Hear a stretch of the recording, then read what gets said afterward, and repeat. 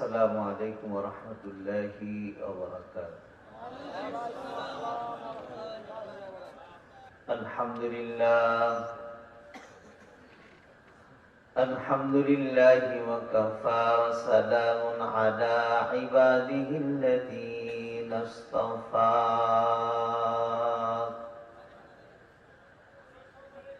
أما بعد فأعوذ بالله من الشيطان الرجيم. بسم الله الرحمن الرحيم.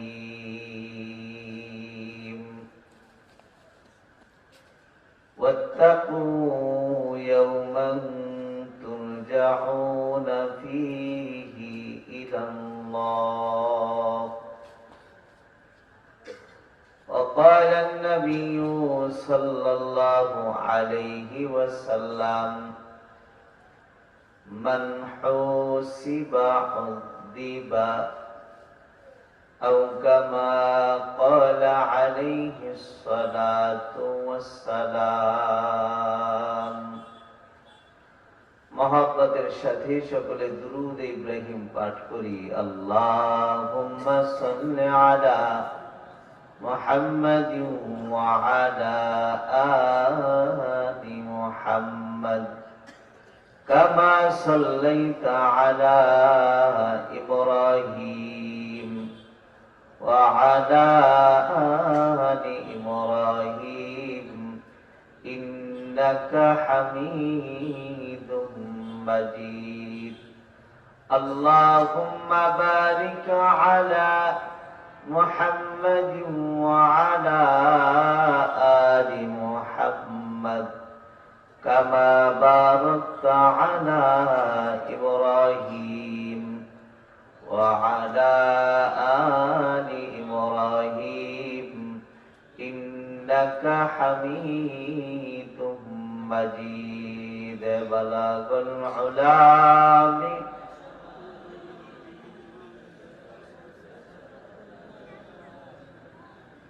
حسنت جميع خصاله صلوا عليه وآله. প্রিয় হাজরিন, যে জমিনে ঠান্ডায় বসে আছেন, এই জমিনের একজন স্রষ্টা আছেন। যে আসমানের নিচে বসে আছেন ঠান্ডা জায়গায়, ওই আসমানের একজন স্রষ্টা আছেন। এই স্রষ্টার নাম কি? আর একটু আওয়াজ করে কোন আল্লাহ। কিন্তু যে জমিন দেখছি এর নির্দিষ্ট একটা হায়াত আছে, মেয়াদ আছে। যে আসমানের নিচে বসেছি, ওই আসমানের নির্দিষ্ট একটা মেয়াদ আছে। মেয়াদ উত্তীর্ণ হয়ে গেলেই আল্লাহ পাক জমিন ও আসমান সব ধ্বংস করে দিবেন।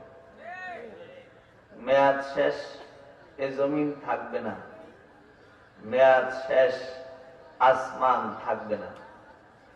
কুরআনুল কারীমে রব কথাগুলা বলে দিয়েছেন, দেখো এগুলা বানাইছিলাম, রাখবো না, ধ্বংস করে দিব। কুরআনুল কারীমে আছে ইরাস সামাউ فطرت وإذا الكواكب انتثرت وإذا البحار فجرت وإذا القبور بعثرت علمت نفس ما قدمت وأخرت. আল্লাহ পাক বলেন, আসমান বিদীর্ণ হয়ে যাবে, তারকাগুলো খসে খসে পড়ে যাবে, সমুদ্রের ভেতরে তরঙ্গ বইবে, আর মাটির নিচে মানুষগুলা মাটির উপরে উঠে যাবে। বান্দার হায়াতের কর্মগুলো সব আল্লাহ তাআলার কাছে ফাঁস হয়ে যাবে। এসব কোন দিন হবে, কখন হবে? ওয়ানুফিখা ফিস-সূর, যখন ইসরাফিল সিংহায় ফুঁক দিবেন। ইসরাফিল সিংহায় ফুঁক দিলে আসমান ভেঙে পড়ে যাবে। ইসরাফিল সিংহায় ফুঁক দিলে তারকাগুলো খসে খসে পড়ে যাবে। ইসরাফিল সিংহায় ফুঁক দিলে সমুদ্রের ভিতরে তরঙ্গ বইবে। ইসরাফিল সিংহায় ফুঁক দিলে মাটির নিচের মানুষগুলা মাটির উপরে উঠে যাবে। মানে আমার আপনার বাবা, আমার আপনার দাদা যারা কবরে চলে গেছে, আমরা যারা যাব, কিয়ামত পর্যন্ত যারা যাবে, সব ইসরাফিলের ফুঁকে সব উঠে দাঁড়ায় যাবে। আল্লাহ তাআলা সব ভেঙে চুরমার করে খামিরা বানায় ফেলবেন। যেমন রুটি বা পরাটা বানানোর আগে আটা, পানি, লবণ দিয়া খামিরা বানানো হয়। খামিরা বুঝেন আপনারা? আমি খুলনার মানুষ তো, কদ্দুর মিলে আর কদ্দুর মিলে না। খামিরা বুঝেন? পরাটা বানায় না, এই পরাটা বা রুটি বানানোর আগে যেটা বানায় আটা দিয়া, ময়দা দিয়া, ওইটাকে খামিরা বলে। এই খামিরা যত সুন্দর হয়, রুটি তত সুন্দর হয়। গোটা দুনিয়া যেটা আল্লাহ পাক বানিয়েছেন সবগুলা ভেঙে খামিরা বানায় ফেলে। খামিরা বানায় আল্লাহ পাক এটা আবার বেলবেন, সমান করবেন। যেমন ছোট্ট একটা আটার দলা দিয়া বেলে বেলে এত বড় রুটি বানাই, তেমন এ ছোট্ট দুনিয়া আসমান ভেঙে সব মিলায় ঝুলায় এমন একটা জমিন আল্লাহ তাআলা করবেন, যে জমিনে বাবা আদম থেকে কিয়ামত পর্যন্ত সব মানুষ জমা করে বিচার করা যায়। জমিন মিশা দিবেন, তবে এখন জমিন ওই যে নিচু আছে আবার উঁচু আছে। এরপরে আল্লাহ পাক যে জমিন মিশাবেন, যেখানে না আছে উঁচু, না আছে নিচু, সব সমান। কোথাও পাহাড় থাকবে না, আবার কোথাও কূপ থাকবে না, সব সমান হয়ে যাবে। এরপরে আল্লাহ পাক নিজে জাজ হয়ে বিচার করার জন্য নিচেই নেমে আসবেন। আবার আল্লাহ নিচে নিচে নিজে নেমে আসবেন। শুধু আল্লাহ তাআলা নিজে আসবে না, ফেরেশতাদের কাফেলা নিয়ে নেমে আসবেন।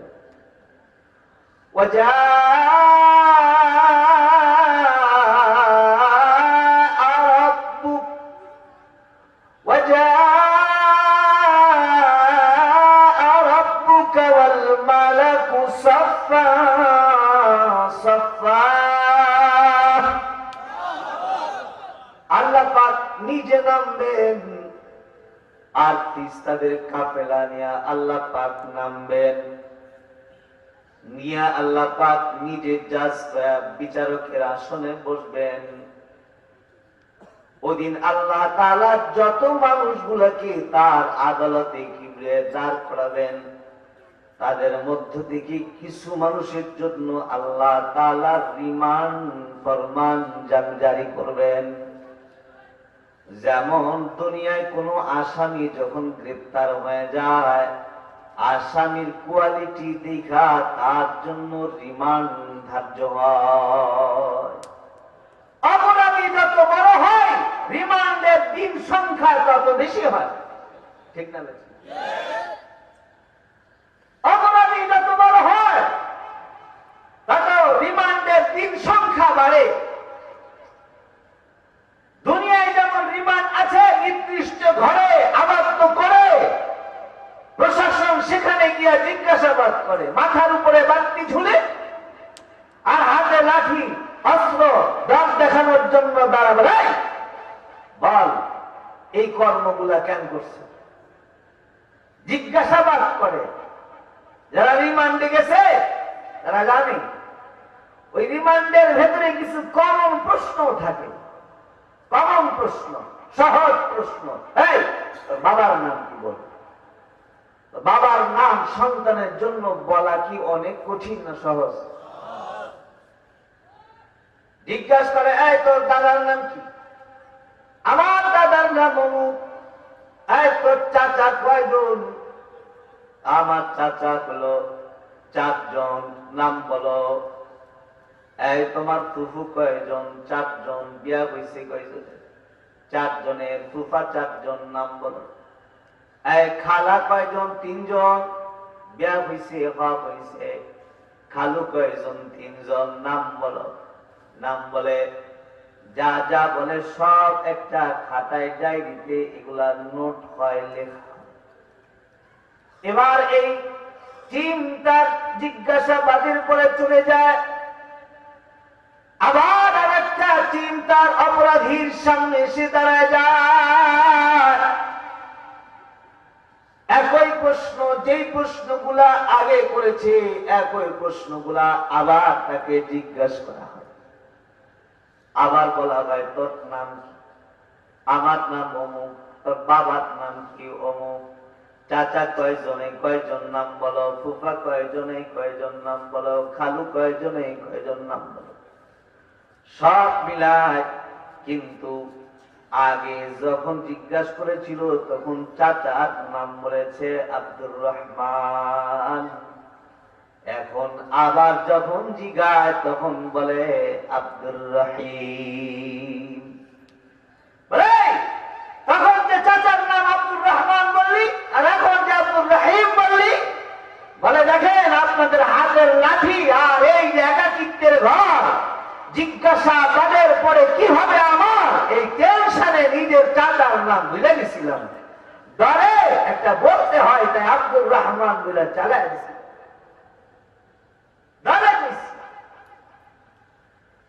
তার মানে দুনিয়ায় একাকিত্বের ঘরে আর একটা লাঠির পিকনির ডরে নিজের আপন চাচার নাম কমন প্রশ্ন এটাও ভুলে যায়।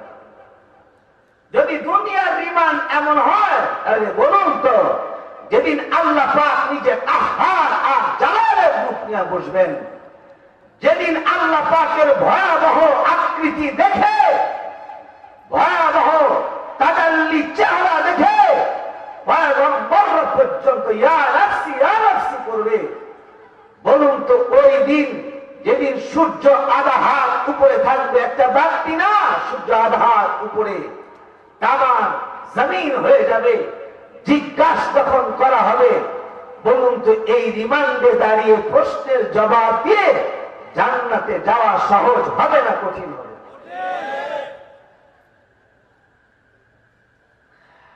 এজন্য আল্লাহ নবী সরকারে দো আলম বলেন,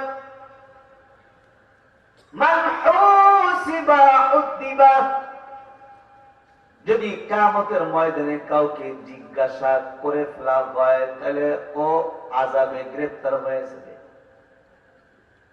যদি শুধু জিজ্ঞাসা করে, এই বলো হায়াত দিছিলাম 60 বছর, হায়াত পাইছিলা, কি করছো, জবাব দাও। যদি জিজ্ঞাসা করে তোমার যৌবন কাল কোন কাজে ব্যয় করেছো, জবাব দাও।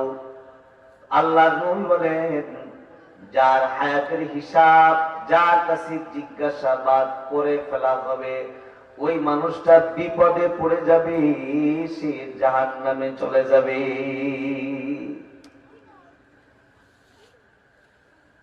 রব কাহারের রূপ নিয়ে বসবে। তবে হ্যাঁ, নবী যেমন ডর দেখাইছেন কিয়ামতের ময়দানের, তেমন কিছু কিয়ামতের দিবসের খুশখবরিও আমার নবী শুনাইছেন।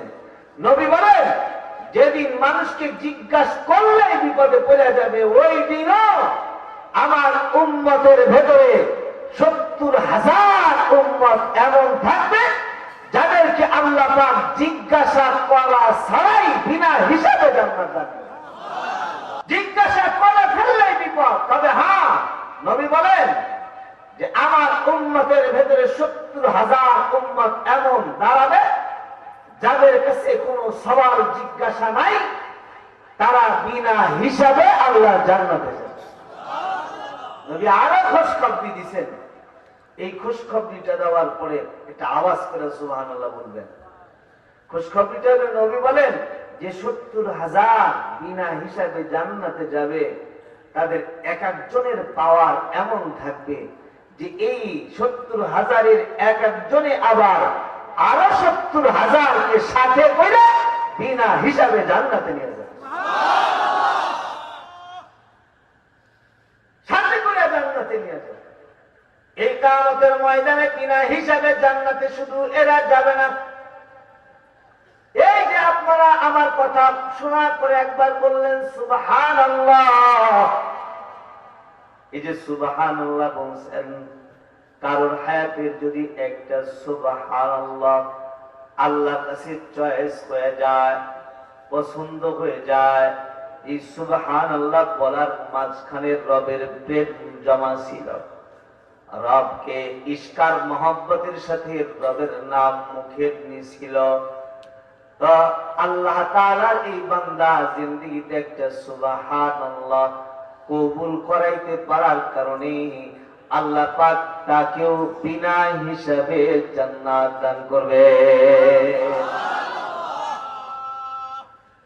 এই কথাটা আমি বলছি এমন না, যিনি বলেছেন উনি আপনাদের এই যে নূরে মদিনা মাদ্রাসার মূল মাদ্রাসা, যেটা মা মাদ্রাসা, যেটা দারুল উলুম দেওবন্দ মাদ্রাসা, এই দারুল উলুম দেওবন্দ মাদ্রাসার নাম শুনছেন আপনারা? যেই দারুল উলুম দেওবন্দ মাদ্রাসার 55 বৎসরের মুহতামিম এর দায়িত্ব পালন যিনি করেছিলেন তার নাম হলো কারি তৈয়ব সাহেব রাহমাতুল্লাহ আলাইহি। উনি বলেন কেউ যদি হায়াতে একবার বলে সুবহানাল্লাহ আর এটা রবের কাছে কবুল হয়ে যায়, সুবহানাল্লাহর বদৌলতে আল্লাহ পাক তাকে জান্নাত দান করবেন। দারুল উলুম দেওবন্দ মাদ্রাসার নাম যখন বলেছি একটু পরিচয় দেই। যেই মাদ্রাসাটা মন চাইলো আর হুট করে দাঁড় করাই দিলাম এমন মাদ্রাসা না। যেই মাদ্রাসার ড্রয়িং কেমন হবে এটা আল্লাহর নবী স্বপ্নে কাসেম নানুতুবিকে বলে দিচ্ছেন। স্বপ্নে কাসেম নানুতুবিকে বলেছেন, কাসেম এই যে ড্রয়িং করে দিলাম, এইখানে হাদিস গা বানাইবা, এইখানে তাফসীর গা বানাইবা, এইখানে বোর্ডিং ঘর বানাইবা, এখান থেকে পানি ফোয়ারা হবে, ওখান থেকে পানি নিয়ে রান্না করবা। রাতের বেলা আল্লাহর নবী স্বপ্নে এসে কাসেমকে বলে দিয়েছেন, কাসেম নানুতুবি স্বপ্ন থেকে জাগ্রত হয়ে দেখেন যেখানে নবী স্বপ্নে দাগ দিয়েছেন ওইখানে দাগ পড়ে আছে, আর যেখান থেকে কূপের কথা বলেছেন ওখান থেকে পানির ফোয়ারা জারি হয়েছে। এই মাদ্রাসাটা এমন মাদ্রাসা, যেই মাদ্রাসা দারওয়ান থেকে নিয়ে প্রিন্সিপাল পর্যন্ত প্রত্যেকটা মানুষ ছিল সাহেবে নিসবত আল্লাহওয়ালা বুজুর্গ। দারওয়ানও আল্লাহওয়ালা, প্রিন্সিপালও আল্লাহওয়ালা। কারণ কেন আল্লাহওয়ালা হবে না? কাসেম নানুতুবি রাহমাতুল্লাহি আলাইহি এমন একজন মানুষকে দিয়া দারুল উলুম দেওবন্দের ভিত্তি স্থাপন করিয়েছেন, যেই মানুষটা জিন্দেগিতে কবিরা গুনাহ হওয়া তো দূরের কথা।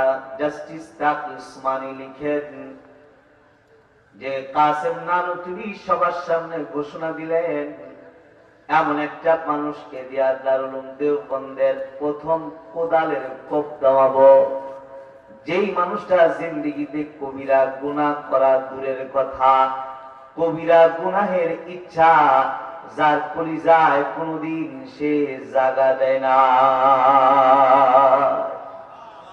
বুঝেন নেই আপনারা? না বুঝে সুবহানাল্লাহ কইছেন। এবার শুনেন, কাসেম নানুতুবি যিনি দারুল উলুম দেওবন্দের ভিত্তি স্থাপনকারী মানে প্রতিষ্ঠাতা প্রিন্সিপাল, উনি বলছেন যখন এখনো দারুল উলুম দেওবন্দের ভিত্তি স্থাপন হয় নাই, উনি বলছেন যে এমন একটা মানুষকে দিয়া দারুল উলুম দেওবন্দের ভিত্তির জন্য কোদাল দিয়া প্রথম কোপ দেওয়াবো, যেই মানুষটা জিন্দেগিতে কবিরা গুনাহ করে নাই, কবিরা গুনাহের ইচ্ছা পর্যন্ত বুকে কোনোদিন জায়গা দেয় নাই, এখনো বলে না মগা গুকরা চিল্লা এখন সুবহানাল্লাহ। এই কবিরা গুনাহ আপনারা করেন নাই, আমি মৌলবী করি নাই। আমাদের তো কথায় কথায় গুনাহ, নজরে নজরে গুনাহ, কদমে কদমে গুনাহ, প্রতিটা কদমে কদমে গুনাহ, নজরে নজরে গুনাহ, প্রতিটা কথায় কথায় আমাদের গুনাহ। আর এই মানুষটা জিন্দেগিতে কবিরা গুনাহ তো করেই নাই, কবিরা গুনাহের ইচ্ছা পর্যন্ত মুখে জায়গা দেয়। সবাই হতবাক হয়ে গেলেন, কে এই মহামানব যাকে দিয়া কাসেম নানতুবির মতো এমন বড় মুহাদ্দিস, যাকে দিয়া তার রুম দেওবন্দের প্রথম কোপ দেওয়াবেন, কে এই মহামানব? সবাই ভাবছে উনি মনে হয় বড় কোনো বুজুর্গ মুহাদ্দিস হবেন, উনি কোন বড় আলেম হবেন, কোন আল্লামা হবেন। কাসেম নানতুবি ডাক দিয়া বলে, মনে করো না, উনি আলেম, যাকে দিয়া দারুল দেওবন্দের প্রথম কোপটা দেওয়াবো উনি হলেন হযরত মুনির শাহ রাহমাতুল্লাহি আলাইহি, যিনি ছিলেন একজন ঘাস বিক্রেতা। ঘাস বিক্রেতা জমিন থেকে ঘাস কাটে, বোঝা তৈরি করে, বাজারে যায় বিক্রি করে, যা পয়সা হয় তাই দিয়া সংসার চালায়। কোন আলেমের সনদ নাই, হাফেজে কোরআনের সনদ নাই, কোন মৌলবীর সনদ তার গায়ে লাগে নাই। ঘাস বিক্রেতা ঘাস বিক্রি করে যে কয় পয়সা পায়, ওর থেকে একটা পয়সা আবার জমা করে রাখে। বছর শেষে যে কয়টা টাকা হয়, এই দিয়া মুনির সাহেব বাজার করে দারুল দেওবন্দের শিক্ষকদের দাওয়াত করে, দাওয়াত করে বাড়িতে মেহমান বানায় আর নিজে মেজবান হয়ে তাদেরকে খাওয়ায়। ওদিকে দারুল দেওবন্দের শিক্ষকরা এই আবেগ ঘন দাওয়াতের অপেক্ষায় বছর ধরে দিন গণে, যে কবে মুনির সাহেব বাড়ির থেকে দাওয়াত আসবে। আমরা মৌলবীরা এত নষ্টের নষ্ট, আমরা টাকাওয়ালার দাওয়াত আরামসে খাই, ভ্যান চালক রিক্সা চালকের দাওয়াতের দাম আমাদের কাছে না। বড় খাওয়ার কথা আছে যেখানে আইটেম বেশি আছে, ও ঘুষখোর, সুদখোর, হারামখোর দেখা দেখি নাই তো, ভালো খাইতে পারলে হয়। জিহ্বার শান দিয়া ঘুরে, ভালো খাওয়ানোর জন্য শান দিয়া ঘুরে। আর আমাদের আকাবিরিন আসলাফের ইতিহাস তালাশ করো, যারা একজন ঘাস বিক্রেতার বাড়ির দাওয়াত খাওয়ার জন্য বছর ধরে দিন গুনে, তবে তার বাড়ির দাওয়াত আসবে। লোকেরা জিজ্ঞাসা করে, এই দারুল দেওবন্দের শিক্ষকেরা, মুনির শাহ একজন ঘাস বিক্রেতা, আপনার তার বাড়ির খানা খাওয়ার জন্য বছর ধরে দিন গুনেন, কারণ কি? দারুল দেওবন্দের শিক্ষকরা বলতো, মুনির শাহ হতে পারে একজন ঘাস বিক্রেতা, কিন্তু তার বাড়ির একদিনের এক দুপুরের খানা যদি আমরা খাই, তো তার খানার ভেতরে এমন বারাকা লুকায়িত আছে।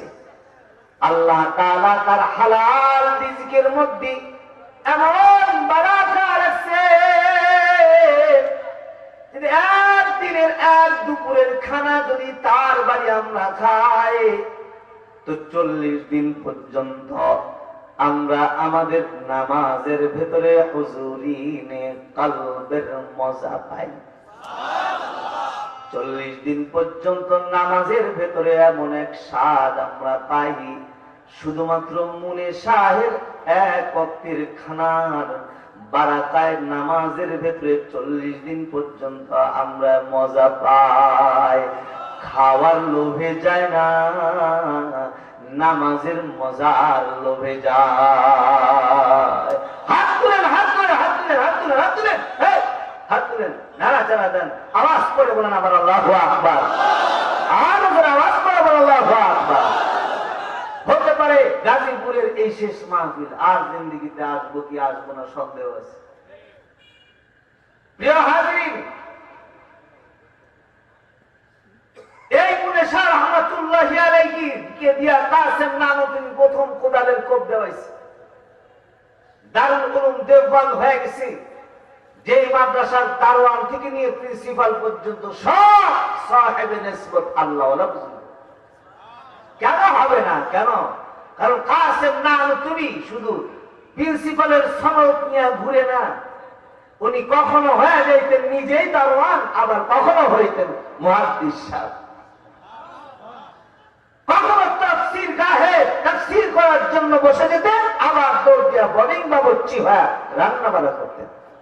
কাসেম নানুতুবি রান্না বান্না নিজে করতেন, আবার কখনো কুলির ভেষ ধরতেন, নিকাব বেঁধে চেহারা ঢাকতেন, শুধু চোখ দুটা বাইর করে রাখতেন, আর পুলিশ সেজে রেল স্টেশনে গিয়ে দাঁড়ায় থাকতেন, অপেক্ষায় থাকতেন দেখি কোন তালেবুল ইলম পাওয়া যায় কিনা। ট্রেন থেকে নামবে আর তার বোঝাটা মাথায় উঠায় দিব, আর মাদ্রাসার গেট পর্যন্ত পৌঁছে আমার নামটা তালেবুল ইলমের খাদেমের খাতায় উঠাবে। রেল স্টেশনে যায় দাঁড়ায় থাকতেন কাসেম নানুতুবি। একদিন তো দাঁড়াচ্ছেন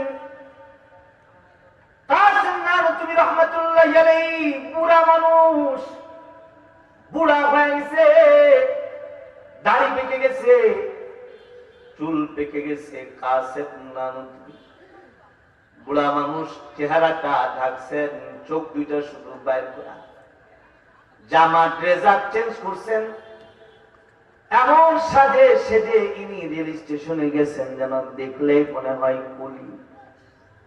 তো পাশে যে দাঁড়ায় তাকে ছাত্র একটা নামছে, নামলে কাসেম নানুতুবি রহমাতুল্লাহি আলাইহি পাশে যে বলে, বেটা আমি কুলি, তুমি কি দারুল উলুম দেওবন্দ যাবা না? হ্যাঁ। তো তাহলে তোমার বোঝাটা আমি এই কুলির মাথায় একটু উঠায় দাও। ছাত্র সাথে সাথে বোঝাটা মাথায় উঠাইতো। ছাত্র চিনে না, কারণ চেহারাটা চেনা যায় না, ঢাকা ড্রেজার চেন বোঝা যায় না। কাসেম নানুতুবি রহমাতুল্লাহি আলাইহি হাঁটতে হাঁটতে দারুল উলুম দেওবন্দের গেট পর্যন্ত আসতো, বোঝাটা নামায় দিয়ে বলে, বেটা ওই যে দেখো তোমাদের দরসগা দেখা যায়, যাও তুমি মাদ্রাসায় চলে যাও। ছাত্র বলতো, কুলি এত বড় বোঝা বহন করে মাদ্রাসার গেট পর্যন্ত এনে দিলেন, তো কিছু পারিশ্রমিক নিবেন না? না, কিছু পারিশ্রমিক নিয়ে যান। কাসেম নানুতুবি বলতো, বেটা টাকা তো সবাই দেয়, তুমি নবীর ঘরের মেহমান, তোমার সিনাটা আল্লাহ পাক ইলম সংরক্ষণের সিন্ধুক বানাইছে, তাই তোমার কাছ থেকে কিছু নিব না। আমি আমার নামটা তালেবুল ইলমের খাদেমের খাতায় উঠাইতে চাই, তুমি চলে যাও। যদি পাওনা কিছু নিতে হয় তো আল্লাহর কাছ থেকে নিব। এই বেলা ছাত্র চলে যেত, কাসেম নানুতুবিও বিদায় হয়ে যেত। একদিন এমন সাজে সজ্জিত হয়ে আবার কাসেম রেল স্টেশনে যে দাঁড়াইছি, একটা ছাত্র নামছে, কিন্তু এই ছাত্রটা হলো উস্তাদের কাছাকাছি ছাত্র। দেখবেন কিছু ছাত্র থাকে স্কুল কলেজ ইউনিভার্সিটি মাদ্রাসার, যে ছাত্রগুলা উস্তাদের কাছাকাছি ছাত্র, মানে এ ছাত্র উস্তাদ শুধু চিনে না, তার নামও জানে, উস্তাদের খুব মহব্বতের আছে। মানে তেমন কিছু ছাত্র থাকে উস্তাদকে খুব ফলো করে, উস্তাদের মাথার টুপি কেমন এটা ছাত্র চিনে, উস্তাদের গায়ের জামা কেমন এটা উস্তাদ ছাত্র চিনে, উস্তাদের পায়ের জুতা কেমন এটা ছাত্র চিনে, কারণ বারবার জুতা সুদা করে, বারবার জামা কাপড় ধুয়ে দেয়, বারবার উস্তাদের মাথার টুপি ধুয়ে দেয়, চিনে, উস্তাদের হাঁটা চিনে। আজকে যে ছাত্রটা নামছে এ ছাত্রটা কাসেম নানতুবির কাছাকাছি ছাত্র, কিন্তু কাসেম নানতুবি নিজের পরিচয় গোপন করে তার কাছে যায় বলে, এই বেটা কই যাইবা? দারুল উলুম দেওবন্দ যাব, তাহলে তোমার বোঝাটা আমার মাথায় উঠায় দাও, আমি কুলি। বোঝাটা মাথায় উঠায় দিছেন, কাসেম নানতুবি হাঁটতেছে, ওই ছাত্র পিছনে পিছনে হাঁটে, কিন্তু ছাত্র কেমন জানি উস্তাদের হাঁটা পরিচিত হাঁটা মনে হয়, চিনতেছে যে এমন হাঁটা তো আমার উস্তাদের হাঁটা, কিন্তু কিছু কয় না, কারণ চেনা যায় না। হঠাৎ করে নজরটা তার পায়ের উপরে পড়ছে, কাসেম নানতুবির পায়ের উপরে পড়ছে, তো তাকায় দেখে জুতাটা তো চেনা জুতা। এই জুতা প্রতিদিন আমি সোজা করে দিই, তো সেই জুতা, যেই জুতা প্রতিদিন আমি পরিষ্কার করে দিই ওই জুতা। জুতাটা দেখছেন তো চিনা ফেলছেন, কিন্তু ভাবতেছেন যে একে যদি আবার বলি জুতা কই পেয়েছ, ও যদি আবার নিজেকে চোর মনে করে শরম পায়, এই জন্যে সন্তান কিছু কয় না। কিন্তু হাঁটতে হাঁটতে দারুল দেওবন্দের গেট পর্যন্ত যখন আসছে, কাসেম নানতুবি মাথার বোঝা নামায় বলে, সন্তান ওই যে দেখো তোমাদের দরসগা দেখা যায়, যাও মাদ্রাসায় চলে যাও। ছাত্র ডাক দিয়ে বলে যে আপনি তো কুলি, তো পারিশ্রমিক কিছু নিয়ে যান। কাসেম নানতুবি বলে, টাকা তো কতজনই দেয়, তোমার কাছ থেকে নিব না, আমি যদি কিছু নিতে হয় তো আল্লাহর কাছ থেকে নিব, যাও তুমি চলে যাও। ছাত্র বলে, আচ্ছা টাকা নিবেন না, আপত্তি নাই, কিন্তু একটা কথা জানতে চাই। কি কথা? বলে আপনার পায়ের যে জুতাটা আছে এই জুতার মালিক কে একটু জানতে চাই। কাসেম নানতুবি রহমাতুল্লাহ আলাইহি বলে, বেটা রে, এই জুতার মালিক হইলাম আমি। বলে কুলি একটু সত্য করে কন, আসলে এই জুতার মালিক কে আপনি? বলে হ্যাঁ বেটা আমি। তো ছাত্র দৌড় দিয়া উস্তাদের পা জড়ায় ধরা বলে, উস্তাদজি যদি এই জুতার মালিক আপনি হয়ে থাকেন, তাহলে আপনি অন্য কেহ নন, আপনি আমার উস্তাদ কাসেম, আপনি আমার উস্তাদ কাসেম নানতুবি ছাড়া আর কেউ না। কাসেম নানতুবি রহমাতুল্লাহি আলাইহি মুখের নেকাব খুলে দিয়েছেন, চোখের পানি ছেড়ে দিয়া বলে, বেটা আমি আসলে তোর উস্তাদ, তবে এই গোপন রাজ মানুষের কাছে আবার ফাঁস করে দিস না। আমি গোপনে গোপনে এই কামগুলা করি, কেন করি জানো? হাসরের ময়দানে আল্লাহ পাক তাআলার জালালের রূপ নিয়ে বসবেন, আল্লাহ তাআলার সামনে আমি কাসেম আমল নিয়ে দাঁড়ানোর যোগ্যতা নাই, আমি আমার আমলের হিসাব দিয়ে আল্লাহর জান্নাতে যাব এই ভরসা নাই। তবে নিজের নামটা তলিবুল ইলমের খাদেমের খাতায় উঠাইতে চাই। যদি আল্লাহ পাক আমাকে তলিবুল ইলমের খাদেম করে কবুল করে নেয় আর এটাকে ওসিলা বানায় দেয়, যদি আল্লাহ তাআলা আমাকে হিসাব ছাড়া মাফ করে দেয়, এজন্যই ফাঁকে ফাঁকে বাকে বাকে তলিবুল ইলমের খাদেম হওয়ার নেশায় কুলির ভেসে রেল স্টেশনে দাঁড়ায় থাকি। এই কাসেম নানতুবি রহমাতুল্লাহি আলাইহি যে মাদ্রাসা প্রতিষ্ঠা করেছেন, ওই মাদ্রাসার 55 বছর যিনি প্রিন্সিপালের দায়িত্বে ছিলেন তিনি হলেন কারি তৈয়ব সাহেব রহমাতুল্লাহি আলাইহি। উনি বলেন কেউ যদি হায়াতে একবার রবের প্রেমে সুবহানাল্লাহ বলে, আর এই সুবহানাল্লাহ যদি রবের কাছে কবুল হয়ে যায়, এক সুবহানাল্লাহর বদলে আল্লাহ পাক তাকে জান্নাত দান করবেন।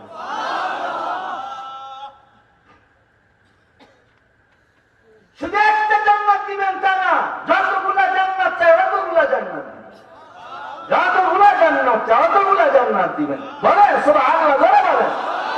আমার আলোচনা একেবারে শেষ দিকে, আর ডিস্টার্ব করতাম না, একেবারে শেষ পর্যায়ে।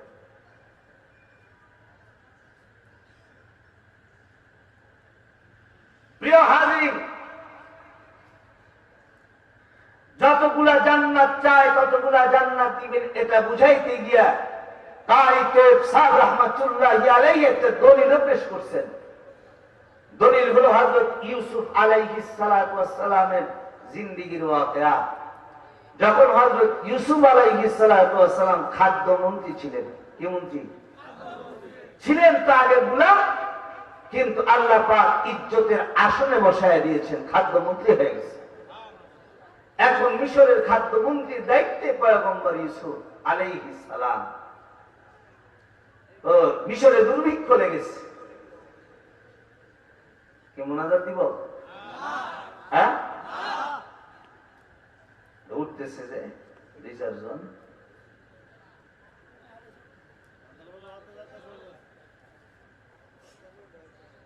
মুখে ধরছে,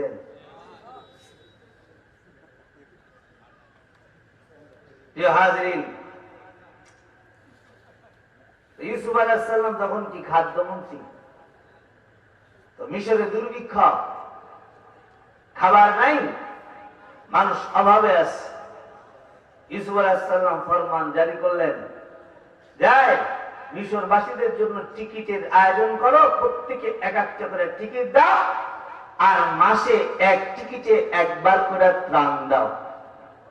ফরমান জারি হইল, ত্রাণ দেওয়া শুরু হয়ে গেল। কিন্তু এক যুবক হঠাৎ করে ধরা খেয়ে গেল, যেই যুবকে এক টিকিটে দুইবার ত্রাণ নেয়। কয়বার নেওয়ার কথা? কয়বার নিতেছে? কয়বার? দুইবার। ধরা খেয়ে গেছে। ধরা গেলে ছেলে ব্যাপার কি, মানুষ খাবার পায় না, আর তুমি এক টিকিটে দুইবার নাও।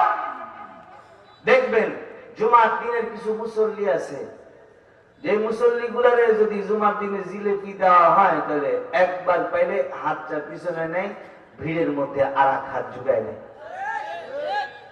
তাদের বিশ্বাস হইল দুই তিনবার তবরাত না নিলে হালাল হয় না, এই জন্য দুই তিনবার নিয়ে হালাল করে। আছে না কিছু? আছে না? আছে। এই ছেলে দুইবার নেয় টিকিটে, ধরা গেছে। জিজ্ঞাসা করে, ব্যাপার কি, তুই দুইবার নেস, একবার নাও, নিও, অভাবে আছে মানুষে? বলে, এই বড় বড় বড় কথা বললো না, তুমি কি চিনো আমি কে? তুমি কে? বলে, আমি খাদ্যমন্ত্রীর খাস লোক। কিছু মানুষ দেখবেন চেয়ারম্যান বেচা খায়, এমপি বেচা খায়, মন্ত্রী বেচা খায়, যেটা 24-এর 5ই আগস্টের আগে খুব বেশি চলত। এখন আলহামদুলিল্লাহ কমছে, মুসলমান সজাগ হয়ে গেছে, আর বাংলাদেশে এগুলা বেচা খাওয়ার সুযোগ বাংলার মুসলমান কাউকে দিবে না।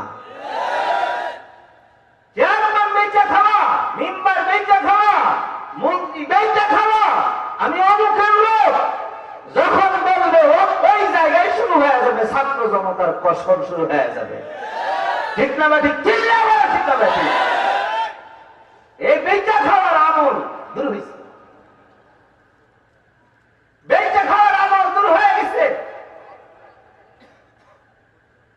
এই যুবকে বেচা খায়, এই ছিল আমাকে, আমি দুইবার নেই, এমনি অধিকার আছে আমার, আমি খাদ্যমন্ত্রী খাস লোক, বিশেষ লোক।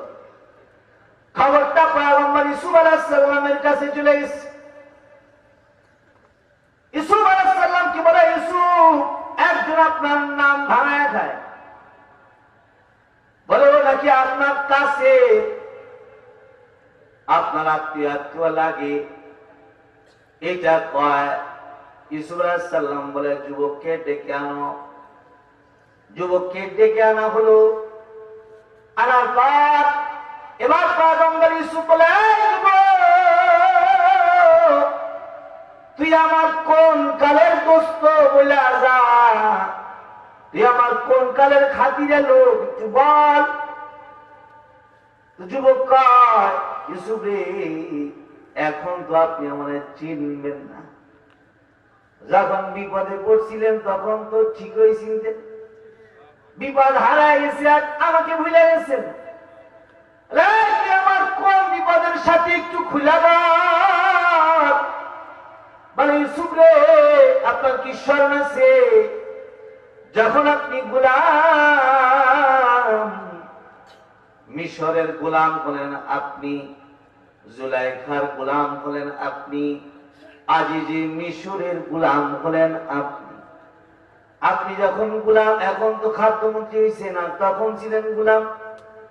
তো আপনার মুনিবি জুলাইখা আপনাকে একটা ঘরের ভেতরে বন্দী করে ফেলাইছিল, আপনার কি স্মরণ আছে? হ্যাঁ, আরে ওই দিন স্মরণ থাকবে না তো কোন দিন স্মরণ থাকবে? আমার জিন্দেগীর সবচেয়ে মুসিবত কাল, যেই দিনের চাইতে বড় মুসিবতে ইউসুফ আর কোনদিন পরে না, এমন একটা মুসিবতের দিন। বলে, জুলাইখা আপনাকে 7 গেটে 7 তালা লাগাইয়া একটা নিরিবিলি ঘরে টেনেছিল, দরজা আটকায় দিয়া নিজেকে আপনার সামনে পেশ করে তার মনোবাসনা পূর্ণ করার নির্দেশ দিয়েছিল। আপনি আল্লাহ পাকের ডরে, আল্লাহ পাকের সামনে হাজির হওয়ার ডরে, আপনি আল্লাহ পাকের নুসরতের নিশায়, মদদের আশায় আপনি যে দৌড় দিয়েছিলেন, ইউসুফ জুলাইখার কাছ থেকে বাঁচার জন্য দৌড় দিয়েছিলেন, আল্লাহ তাআলা আপনাকে সাহায্য করে সব দরওয়াজা খুলে দিয়েছিল। দরওয়াজাগুলো খুলে দিয়েছিল, বের হয়েছিলেন আপনি ঠিকই, কিন্তু দরওয়াজা থেকে বের হয়ে তাকায় দেখেন সামনে আজিজে মিশর দাঁড়ায় আছে। মিশরের বাদশা সামনে দাঁড়ানো, পেছনে জুলাইখা। জুলাইখা আপনার বিরুদ্ধে মামলা দায়ের করে দিল। জুলাইখা বলল, স্বামী আমার, এতদিন আপনি আমি দুইজনে দুধ কলা দিয়াল কাল সাপ পুষেছি, আজকে কাল সাপে সবল দিতে চায়, এই বলে আপনাকে একদম ধর্ষকের খাতায় নাম উঠাইবার চায়।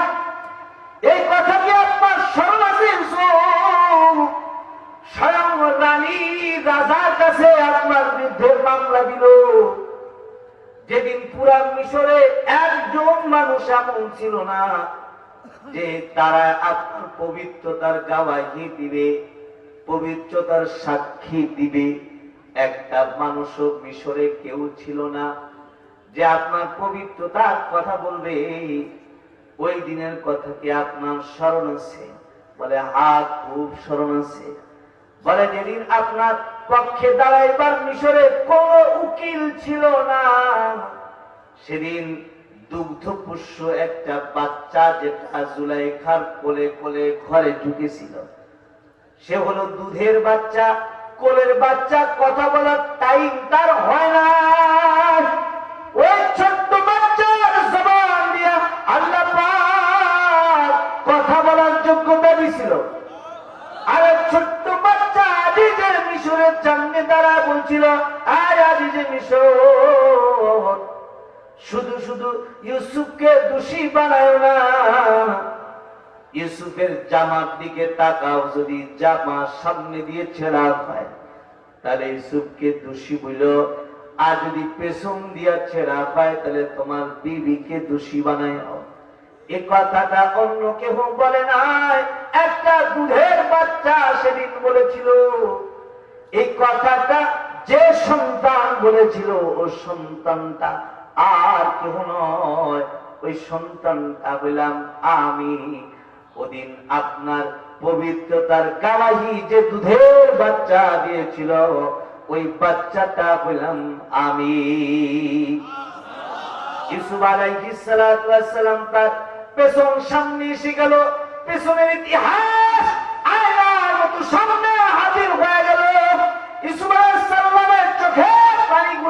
গড়া গড়া পুরা গেল। দেখে দেখে বলল, আসলে তো তুমি আমার এমন বিপদের দিনের সাথী যেদিন মিশরে একটা মানুষ আমার পক্ষে ছিল না। ডেকে ডেকে দায়িত্বশীল মানুষগুলাকে ডাক দিয়ে বলে, এই তোরা যারা খানা বন্টনের দায়িত্বে, তোরা যারা রেশন বন্টনের দায়িত্বে আছো, এই যুবককে চিনা রাখো। এই বাচ্চাটা, এই যুবকটা হলো আমার এমন বিপদের কালের সাথী, এমন সময় আমার পবিত্রতার গাওয়াহি দেনেওয়ালা, যেদিন মিশরে আমার পক্ষে বলার কেউ ছিল না। এই যুবকটা যতবার তোদের কাছে আসবে আর যতবার চাইবে, একবার দুইবার ত্রাণ দিবি না, যতবার চাইবে ততবার দিবি, যত গুণা চাইবে ততগুলা দিবি। আল্লাহু আকবার বলেন। যতবার চাইবে ততবার দিবি, যত চাইবে তত দিবি।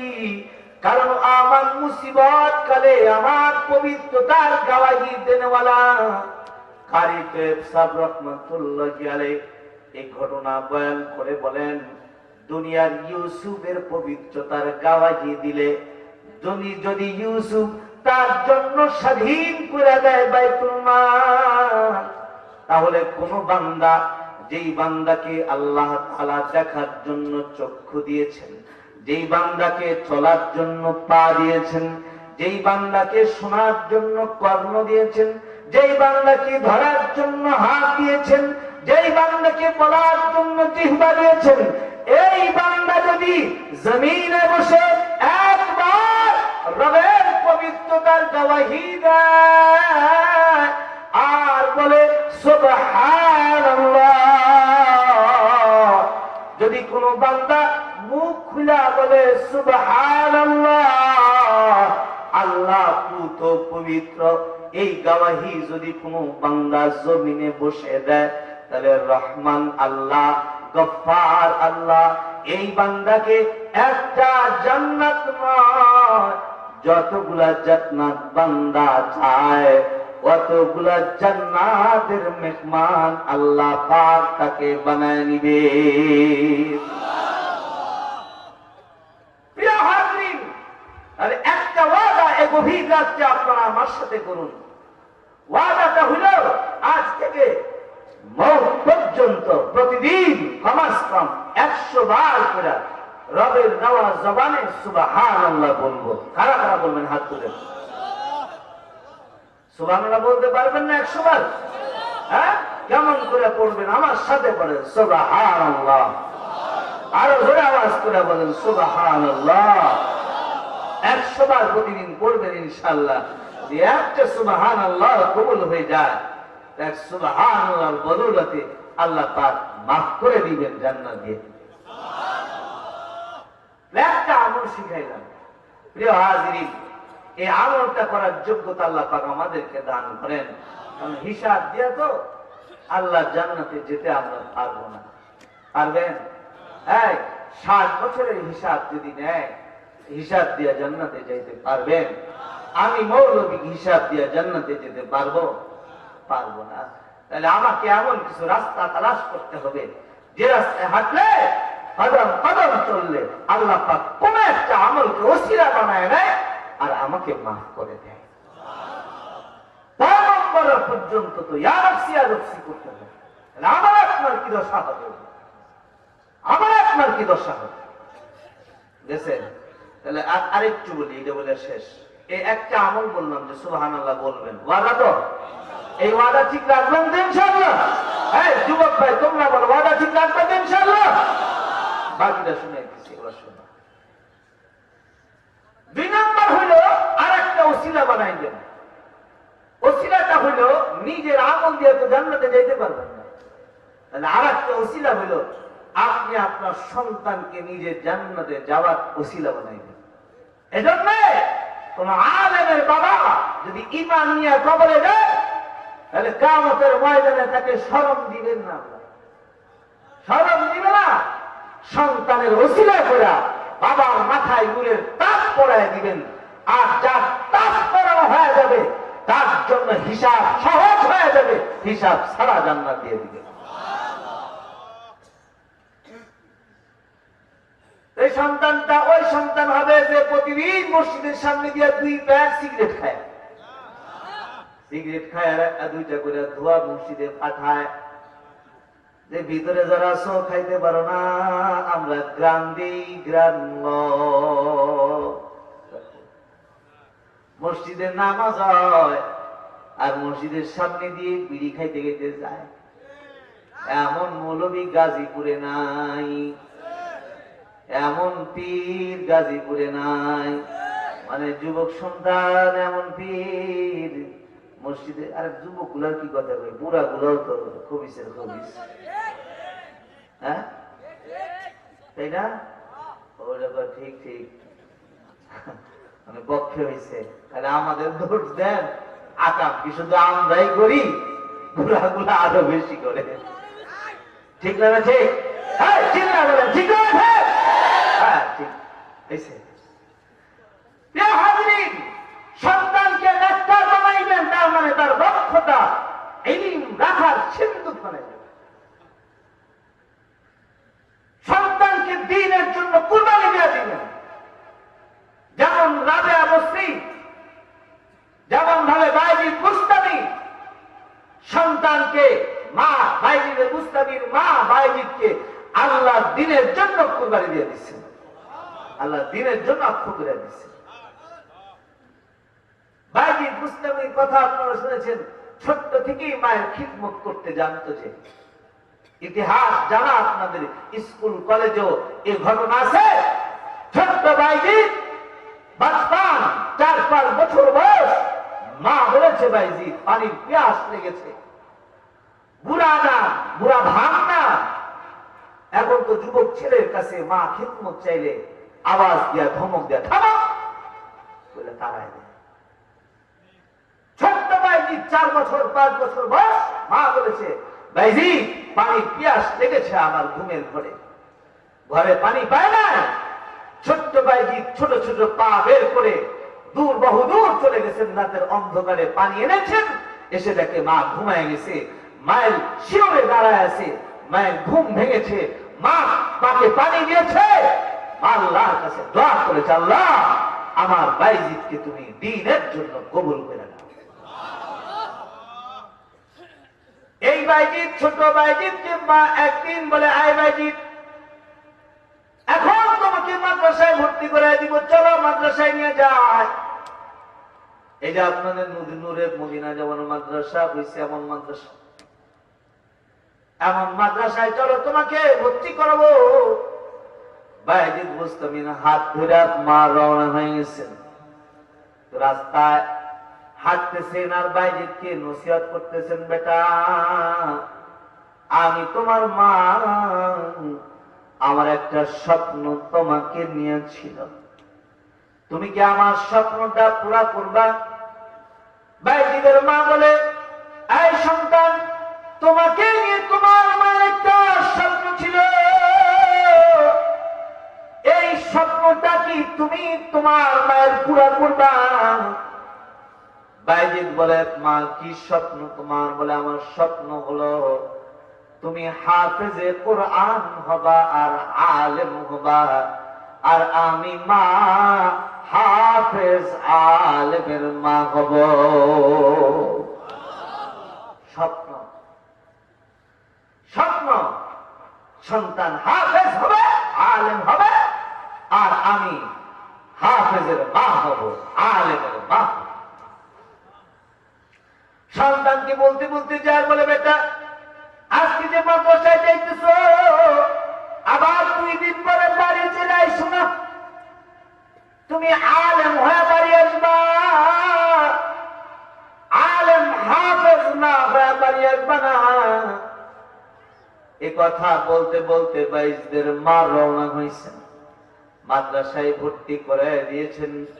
উস্তাদকে বলে, উস্তাদজি এটা আমার বাইজিদ, বাইজিদকে মাদ্রাসায় ভর্তি করায় গেলাম, আমার বাইজিদ আমার সাথে ওয়াদা সে আলেম হাফেজ হয়ে বাড়ি যাবে। আজকে মাদ্রাসায় দিয়া গেলাম, ওকে আলেম করে বাড়ি দিবেন, ওকে আলেমের সনদ লাগলে বাড়ি পাঠাবেন। এ কথা বলে বাইজিদকে রেখে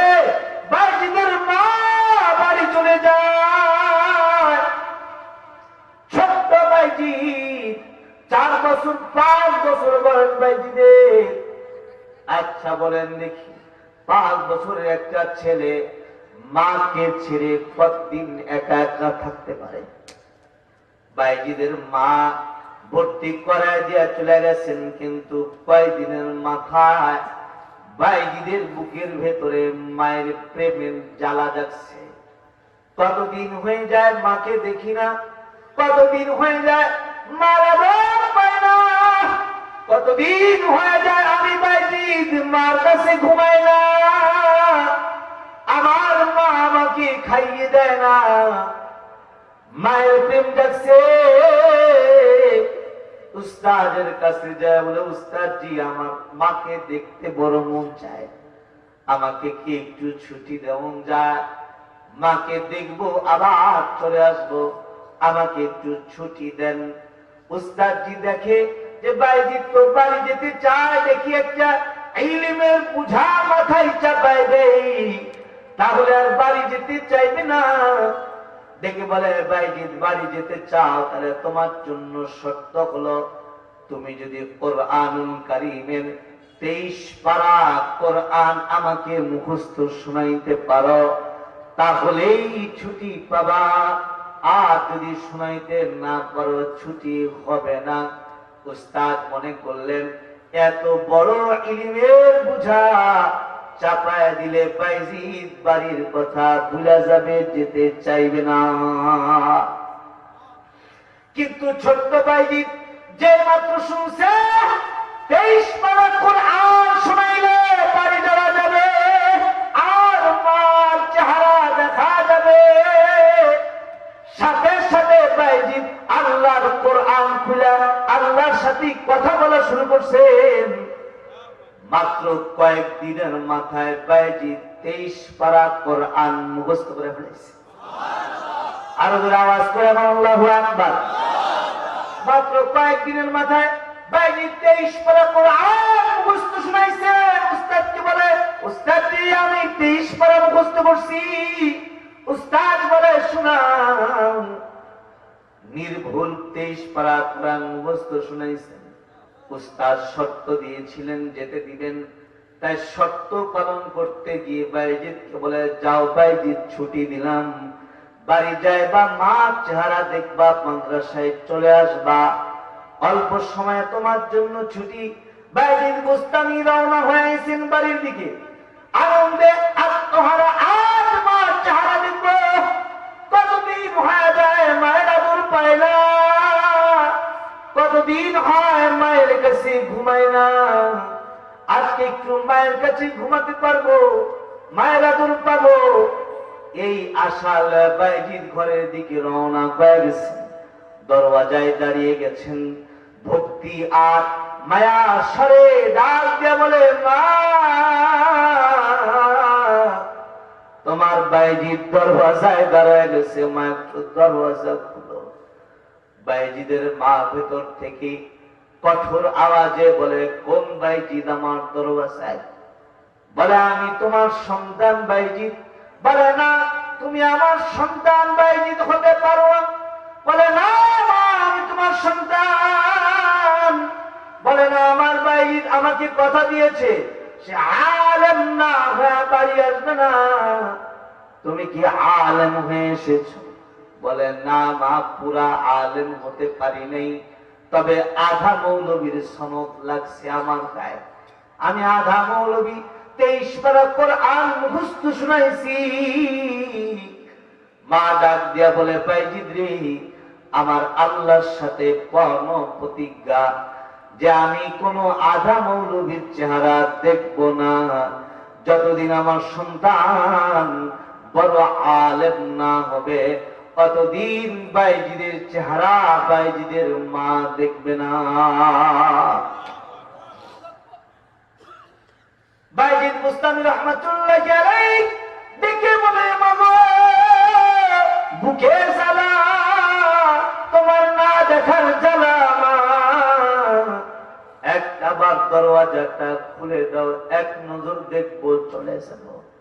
মা বলে না রে বাইজিদ তুমি আমার সন্তান, আমি চাই তুমি আলেম হয়ে দরওয়াজায় দাঁড়াও, যদি আলেম হয়ে আসো দরওয়াজা খোলা পাইবা, আজ যতদিন আলেম না হবা তোমার মায়ের দরওয়াজা বন্ধ পাইবা, খোলা হবে না। যাও মাদ্রাসায় চলে যাও। রাত গভীর পর্যন্ত থেকে যখন বাইজিৎ দেখলো মায়ের দরওয়াজা খুলে না, অবরোধ হয়ে বাইজিৎ আবার মাদ্রাসার দিকে রওনা হয়ে গেল। কিন্তু আজ বাইজিৎ নতুন এক সিদ্ধান্ত নিল, যতদিন আলেম না হব অতদিন বাড়িতে আসবো না। সিদ্ধান্ত নিয়ে বাইজিৎ মাদ্রাসায় ঢুকেছে। বাইজিদের দিন যায়, সপ্তাহ যায়, মাস যায়, বছর যায়। এখন বাইজিদের সামনে দিয়া হায়াতের যুগ পার হয়ে গেছে, যুগ পার হয়ে গেছে। বাইজিৎ মায়ের চেহারা দেখে না, মাও কোনদিন বলে না আমার বাইজিৎ আয় বাড়ি আয়, চিঠি লিখে না, সংবাদ দেয় না। মাও নিজে কঠোর, বাইজিদের প্রতিজ্ঞা আলেম না হয়ে বাড়ি যাব না। হঠাৎ করে একদিন উস্তাদ ডাক দিয়া বলে, বাইজিৎ আগামীকাল মাদ্রাসার অনুষ্ঠান হবে, আর এই অনুষ্ঠানে তোমার মাথায় আলেমের পাগড়ি পরায় দেওয়া হবে। কালকে আলেমের পাগড়ি পরায় দেওয়া হলে গেলে তুমি ছুটি পাইবা, ছুটি হলে মায়ের কাছে যাইবা। বাইজিৎ বড় খুশি হয়ে গেছে, কতদিন মা দেখি না, এখন আমি আলেম হব, আলেমের সনদ লাগবে, মাথায় পাগড়ি উঠবে, আর পাগড়ি নিয়ে আমি আমার মার কাছে যেতে পারবো। এই আশা নিয়ে বাইজিৎ ঘুমায় গেছেন। ওদিকে উস্তাদজিও ঘুমায় গেছেন। উস্তাদজি ঘুমাইছেন তো রাতের বেলা উস্তাদ স্বপ্ন দেখে মদিনার দুলাল মুহাম্মদুর রাসূলুল্লাহ সাল্লাল্লাহু আলাইহি ওয়াসাল্লাম আমার নবীর স্বপ্নে উস্তাদের কাছে এসে পড়েছেন। উস্তাদকে স্বপ্নে আল্লাহ তুমি ডেকে ডেকে বলে, ও বাইজিদের উস্তাদ, তুমি নাকি আগামীকাল বাইজিদের মাথায় আলেমের পাগড়ি পরাইবা। উস্তাদ বলে, হাগু নবী, আগামীকাল বাইজিদের মাথায় আলেমের পাগড়ি পরাবো। ওগো আল্লাহর নবী, আগামীকাল বাইজিদকে আলেমের সনদ দিব। আল্লাহর নবী ডেকে বলে, আই উস্তাদ, একটা বাইজিদ কে তুমি কালকে পাগড়ি দিবা, তবে একটা পাগড়ি বাইজিদকে দিবা না। আমি নবীর নির্দেশ হলো পাগড়ি দিতে হলে দুইটা দিবা, একটা পাগড়ি আলেমের পাগড়ি, আর একটা পাগড়ি দিবা মারিফতের পাগড়ি। দুইটা পাগড়ি পরাইবা, আমি নবীর নির্দেশ। উস্তাদের ঘুম ভেঙে গেছে, ঘুম থেকে জাগ্রত হইছে, মাদ্রাসার অনুষ্ঠান শুরু হয়ে গেছে। বাইজিদের মাথায় দুইটা পাগড়ি পেঁচায় দেওয়া হয়েছে। এবার বাইজিদ আনন্দে আত্মহারা হয়ে গেছেন। এখন বাইজিদের পক্ষটা হাদিসের বড় ভান্ডার বাইজিদের বুকে জমা, কোরআনের বড় ভান্ডার বাইজিদের সিনায় জমা। বাইজিদ এবার আনন্দে আত্মহারা করে রওনা হয়ে গেছেন বাড়ির দিকে। দরওয়াজায় দাঁড়ায় বলে, মা দরওয়াজা খুলো। ভেতর থেকে আওয়াজ আসে, কে তুমি বেটা? আমার দরওয়াজায় বলে, মা আমি তোমার বাইজিদ। কত বছর হয়ে যায় তোমার চেহারা দেখি না, কত বছর হয়ে যায় কাছ থেকে মা বলে ডাকি না। মা একটু দরওয়াজা খুলে দাও। মা ভেতর থেকে আওয়াজ করে বলে, বাইজিদ তুমি কি আলেম হয়ে আসছো? বলে, মা শুধু আলেম হই নাই, দুই পাগড়ি লয়া দরওয়াজায় দাঁড়াইছি। একটা পাগড়ি তো আমার উস্তাদের নির্দেশে দিয়েছে, আর একটা পাগড়ি আমার নবীর নির্দেশে মাথায় পরানো হয়েছে। একটা পাগড়ি না, একটা পাগড়ি উস্তাদ দিয়েছেন, আর একটা পাগড়ি আমার নবী দিতে বলেছেন, তাই দিয়েছেন। দুই পাগড়ি নিয়ে তোমার দরওয়াজায় তোমার বাইজিদ দাঁড়ায় গেছে। সাথে সাথে বাইজিদের মা আনন্দে আত্মহারা হয়ে দরওয়াজা খুলে দুই হাত মানে বলে,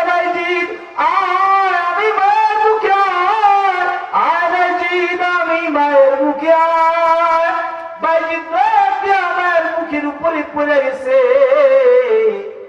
মা বাইজিদের মুখের ভেতরে চুমা খায় আদর করে বলে, বাইজিদ আমার স্বপ্ন পুরা হয়ে গেছে, তুমি আলেম হয়ে গেছো।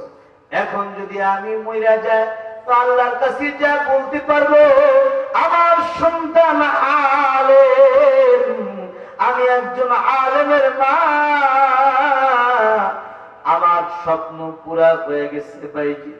তবে আমি তো জানতাম তুমি বাইজিদ মায়ের খুব খিদমত করো। যাও বাইজিদ, আজকের দিনে আরেকটু খিদমত কি আমার করবা? বাইজিদ বলে, মা নির্দেশ দেন, কি খিদমত চান? বাইজিদ বলে, মা কি করতে হবে আমাকে বলেন। যা বাইজিদ, আমার জন্য একটু অজুর পানি নিয়ে আয়। বাইজিদ দৌড় দিয়া অজুর পানি এনেছেন। বাইজিদের মা অজু করেছেন। বাইজিদকে বিদায় জানায় যায় নামাজে দাঁড়ায় গেছেন। সিজদার ভেতরে যাইয়া আল্লাহ পাককে ডাক দেয়া বলে, আল্লাহ ও মালিক, আমি বাইজিদের মা, জিন্দেগিতে এমন কোন আমল নাই যে আমলের হিসাব দেয়া তোমার কাছ থেকে জান্নাত নেওয়া যায়। তোমার সামনে দাঁড়াইবার যোগ্যতা আমার নাই, তবে আমি আমার সন্তানটা আলেম বানায় রেখে গেলাম। আল্লাহ গো, তোমার কাছে বাইজিদের মায়ের একটা চাওয়া ছিল। আমার বাইজিদ মা ভক্ত বাইজিদ, আমার বাইজিদ মা পাগল বাইজিদ। আমি যদি মা দুনিয়ায় বেঁচে থাকি তো আমার বাইজিদ আমার খিদমত করবে। আমি আমার সন্তানকে আলেম বানিয়েছি আমার খিদমত নেওয়ার নেশায় না, আলেম বানিয়েছি তোমার দ্বীনের খিদমত করবে এই নেশায়। আল্লাহ আলেম হয়ে গেছে, আমি বেঁচে থাকলে বাইজিদ তোমার দ্বীনের খিদমত করতে পারবে না। তাই এই যে সেজদায় পড়ে গেলাম, সেজদার ভেতরে তুমি আমার জানটা বের করে নিয়ে যাও। আমার সন্তানটা দিনের জন্য কোরবানি দিছি, আমি আলেমের মা হয়ে তোমার কাছে দাঁড়াইতে চাই। এমন বাইজিদের মা সেজদার হালতেই মারা গেছে। তার মানে তার স্বপ্ন পুরো হয়ে গেছে।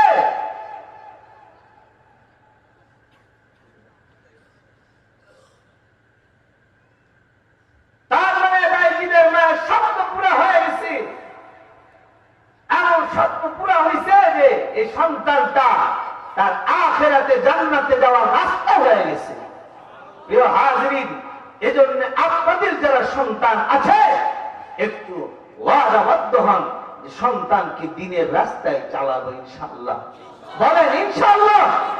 এই বুড়া বাপ যারা আছেন, সন্তান মাদ্রাসায় দেওয়ার সুযোগ নাই, নাতিপুতি আছে মাদ্রাসায়, নাতিপুতিও নাই, একজন তালিবুল ইলমের খাদেম হবেন, তালিবুল ইলমের খাদেম হবেন, একজন মৌলবীর খাদেম হবেন। আঙুল ঝুলায়া ঝুলায়া মৌলবীর সামনে বাহাদুরি করবেন না, পারলে খিদমত করে খাদেম হবে। এটা নাজাতের ওসিলা হবে, নাজাতের ওসিলা হবে, নাজাতের ওসিলা হবে। এজন্য একটা নসিহত হলো, কিয়ামতের ময়দানে ওই আদালতে কি রিমান্ডে দাঁড় হয়ে গেলে প্রশ্নের জবাব দিয়া জান্নাতে যেতে পারবো না। ওদিন কিছু আমল আল্লাহর কাছে পেশ করা যায়। হায়াত ভর যতদিন বেঁচে আছেন সুবহানাল্লাহর আমল করবেন ইনশাআল্লাহ।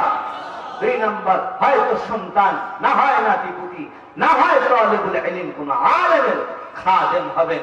নিজের নামটা তালিবুল ইলমের খাদেমের খাতায় উঠাবেন। এটা যদি রবের কাছে কবুল হয়ে যায়, এটা নাজাতের ওসিলা হবে। আল্লাহ পাক আমাদের সকলকে এই ভাঙা চড়া নসিহার উপরে আমল করার যোগ্যতা দান করেন। আমিন। ওয়া আখিরু দাওয়ানা আলহামদুলিল্লাহি রাব্বিল আলামিন। দোয়া হবে, দোয়া করে তারপর উঠবেন। আল্লাহুম্মা সাল্লি আলা মুহাম্মাদিন ওয়া আলা আলি মুহাম্মাদ কামা সাল্লাইতা আলা ইব্রাহিম ওয়া আলা আলি ইব্রাহিম ইন্নাকা হামিদুম মাজিদ। আল্লাহুম্মা বারিক আলা মুহাম্মাদিন ওয়া আলা আলি মুহাম্মাদ কামা বারাকতা আলা ইব্রাহিম ওয়া আলা আলি ইব্রাহিম ইন্নাকা হামিদুম মাজিদ। একবার ইস্তিগফার পড়ি, আস্তাগফিরুল্লাহ রাব্বি ওয়া আতুবু ইলাইহি। লা আলহামদুলিল্লাহি রাব্বিল আলামিন والصلاة والسلام على سيد المرسلين محمد وعلى آله وأصحابه أجمعين. ربنا ظلمنا أنفسنا وإن لم تغفر لنا وترحمنا لنكونن من الخاسرين. رب ارحمهما كما ربياني صغيرا. اللهم رب ارحمهما كما ربياني صغيرا. يا رب العالمين يا الله. بعد مغرب থেকে নিয়ে কারি বুজুর্গ উলামা একরাম নসিহত পেশ করেছেন। ইয়া আল্লাহ, শেষ সময় আমি অধম নালায়েক নাফরমান গোলাম তোমার, হাজারো অযোগ্যতা সহকারে ভাঙা চোরা কিছু নসিহত আমি করেছি। ইয়া আল্লাহ, এলাকার নওজোয়ান কাফেলা, বুড়া বাপরা, ছোট্ট ছোট্ট মাসুম বাচ্চারা, আল্লাহ আলেম উলামা তুলাবা, এলাকার মা বোনেরা সকলে মিলে আমি অধমের এই ভাঙা চোরা নসিহত শুনছে। আল্লাহ, অবশেষে দুহাত তোমার আদালতে কিবরে উঁচা করেছি। মেহেরবানি করে আজকের এই মাহফিলকে তুমি কবুল আর মঞ্জুর করে নাও। ইয়া আল্লাহ, ভুল ত্রুটি বেয়াদবি মেহেরবানি করে তুমি মাফ করে দাও। রাত গভীর হয়ে গেছে, ঠান্ডার মধ্যে বসে বসেও যারা তোমার নবীর প্রেম প্রকাশ করেছে, এই মানুষগুলাকে কেমনে তুমি খালি হাতে বাড়িতে ফিরাইবা? আল্লাহ গো, জিন্দগি ভর পাপ করেছি। ইয়া আল্লাহ, জিন্দগি ভর পাপ করছি। এমন কোন রাত নাই যে রাতের বেলা আমাদের গুনাহ নাই, এমন কোন দিন নাই যে দিনে আমাদের পাপ নাই। নজরে নজরে গুনাহ, কদমে কদমে গুনাহ। ইয়া আল্লাহ, গুনাহ করতে করতে আমাদের দিলগুলা শক্ত হয়ে গেছে। এখন মসজিদ আমাদের ভালো লাগে না, নামাজে হাজির হতে মন চায় না, গুনাহ করতে পছন্দ, নেক কাজ ভালো লাগে না। ইয়া রাব্বাল আলামিন, আল্লাহ গো,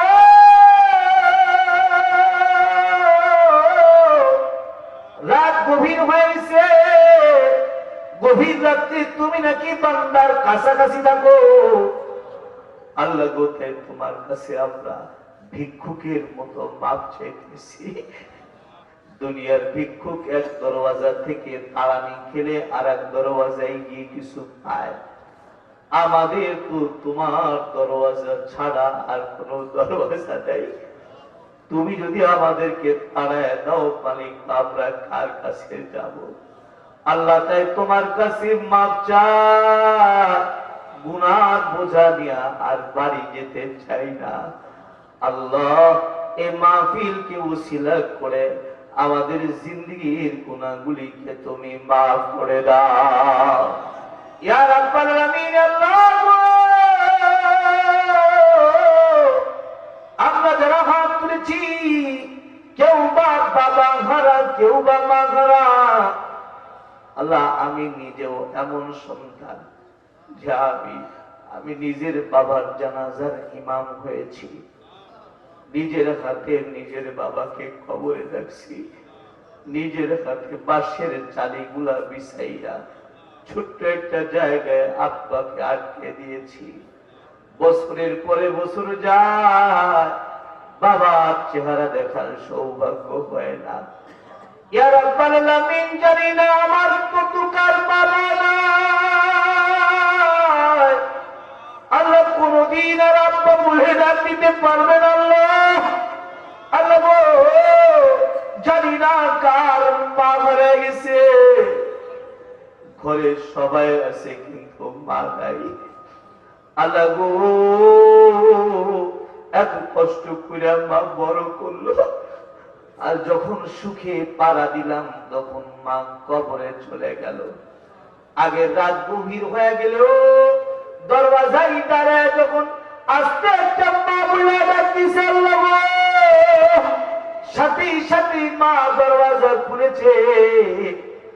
আল্লাহ গো জিজ্ঞাসা করেছে, মা সবাই তো ঘুমায় আছে, তুমি কেন ঘুমাও না? মা একটা মিষ্টি হাসি দিয়া বলতো, আমার খোকা ঘরে না আসলে আমার ঘুম আসে না। আল্লাহ গো, আজকে তো রাত গভীর হয়ে গেছে, মোনাজাত শেষে সন্তান গুলা যার যার বাড়ি যাবে, কিন্তু দরওয়াজায় দাঁড়ায় আর মা বলে ডাকতে পারবে না। আর কোনদিন মা দরওয়াজা খুলবে না, আর কোনদিন বলবে না খোকা তুমি আসছো। আল্লাহ গো, যাদের মা কবরে, যাদের বাবা কবরে চোখের পানি গুলা যারা ছেড়ে দিল আল্লাহ, একদিক দিয়া সন্তানের চোখের পানি বের হয়ে গড়ায় পড়বে, আর এক দিক দিয়া বাবা মা কবরের ভেতরে জাহান্নামের আগুন জ্বলবে। তাহলে তো তোমার রহমত নামের ইজ্জত থাকে না আল্লাহ। একটু আমাদের চোখের পানিগুলা তোমার কাছে জমা দিলাম, চোখের পানিগুলা আমাদের বাবা মার কবরে ছিটায় দাও আল্লাহ। মেহেরবানি করে আমাদের আব্বা আম্মার জিন্দেগির গুনাহগুলা মাফ করে দাও ইয়া রাব্বাল আলামিন। যাদের এখনো বাবা মা বেঁচে আছে, হায়াতি বারাকা দান করো। এই এলাকার মধ্যে যে সকল মুর্দেগান ঘুমায় আছে তাদেরকে মাফ করে দাও আল্লাহ। মসজিদ মাদ্রাসার খিদমত যারা করে কবরে চলে গেছে তাদেরকে মাফ করে দাও আল্লাহ। যারা আজকে টাকা পয়সা দিয়া এই মাহফিলের আয়োজন করেছে তাদেরকে মাফ করে দাও ইয়া রাব্বাল আলামিন। আল্লাহ গো, যুবকদের বড় একটা কাফেলা পয়সা পয়সা নসিহত শুনছে আল্লাহ। আমার কলিজার টুকরা যুবক ভাইগুলাকে দেওয়ার মতো আমার কিছু নাই। আমি আমার ভাইগুলাকে তোমার কাছে আমানত দিয়ে গেলাম আল্লাহ। আমার কলিজার টুকরা যুবক ভাইগুলাকে তুমি দেখা রাখো, গুনার পথে হাঁটতে দিও না। মসজিদ থেকে আজানের ধ্বনি কানে গেলে রহমতের চাদর দিয়া পেঁচায় পেঁচায় মসজিদে দাঁড় করায় দিও আল্লাহ। ইয়া রাব্বাল আলামিন, বুড়া বাপগুলাকে আবু বকরের মতো কবুল করে নাও ইয়া আল্লাহ। ছোট্ট বাচ্চাগুলাকে মুআজের মতো কবুল করে নাও আল্লাহ। আল্লাহ, আমার অনেক মা হাত তুলেছেন আল্লাহ, আমার মা গুলাকে খাদিজার মতো কবুল করে নাও আল্লাহ। অনেক মা বাপের বাড়িতে যায় বাবা পায় না, বাবার বাড়ি যায় আর মাকে দেখতে পায় না আল্লাহ। মা বোন গুলা হাত তুলছে, যাদের তাদের বাবা মা হারায় গেছে কবর গুলা জান্নাতের টুকরা বানায় দাও ইয়া রাব্বাল আলামিন। আল্লাহ, এই মাদ্রাসা মসজিদকে কবুল আর মঞ্জুর করে নাও। আমাদেরকে আলেম উলামা তুলাবার খাদেম হিসেবে কবুল করে দাও ইয়া রাব্বাল আলামিন। আল্লাহ গো, মরণ তো তুমি দিবাই দিবা, দিবাহি দিবা, তবে মরণ যখন দিবা তার আগে আমাদেরকে একটু নামাজের মুসল্লায় দাঁড় করে দিও। মরণ দিতে চাইলে সিজদায় ফালায় দিও, তারপর জানটা কবজ করে নিয়ে যায় আল্লাহ ইয়া রাব্বাল আলামিন। আমাদের দোয়াখানা তোমার দোস্তের উসিলায় কবুল করে নাও। যারা অসুস্থ আছে তাদেরকে শেফা দিয়া দাও, যারা অভাবে আছে অভাব দূর করে দাও, যারা পেরেশানিতে আছে পেরেশানি দূর করে দাও ইয়া রাব্বাল আলামিন। আল্লাহ, আমাদের দোয়াখানা কবুল করে নাও। সুবহানা রাব্বিকা রাব্বিল ইজ্জাতি আম্মা ইয়াসিফুন ওয়া সালামুন আলাল মুরসালিন ওয়ালহামদুলিল্লাহি রাব্বিল আলামিন। আসসালামু আলাইকুম ওয়া রাহমাতুল্লাহি ওয়া বারাকাতুহু।